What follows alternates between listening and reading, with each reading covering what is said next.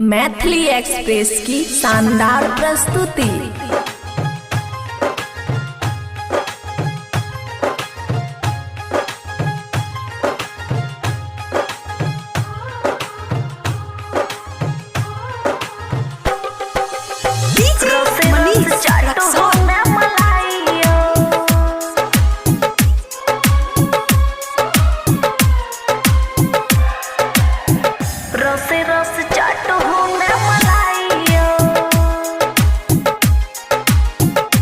खुशी recording studio बलुआहा।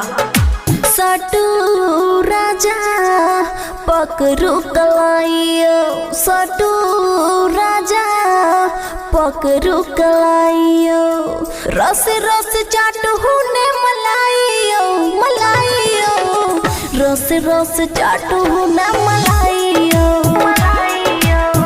रस रस चाटू ने मलाइयो, सटू राजा पकड़ू कलाइयो, सटू राजा पकड़ू कलाइयो, रस रस चाटू ने मलाइयो मलाइयो, रस रस चाटू ने मलाइयो,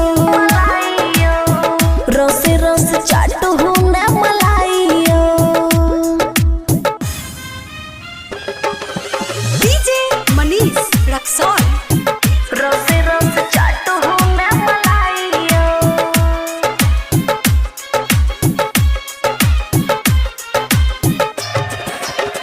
रस रस चाटू ने मलाइयो।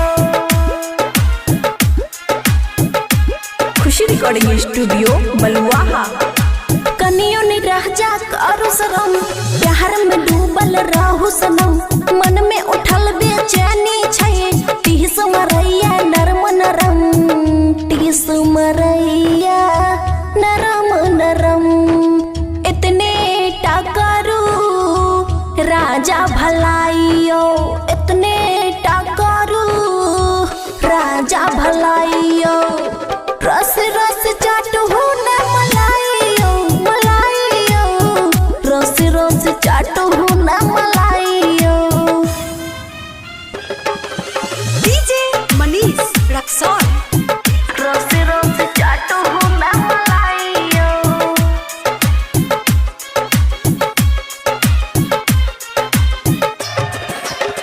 रस रस चाटू ने मलाइयो।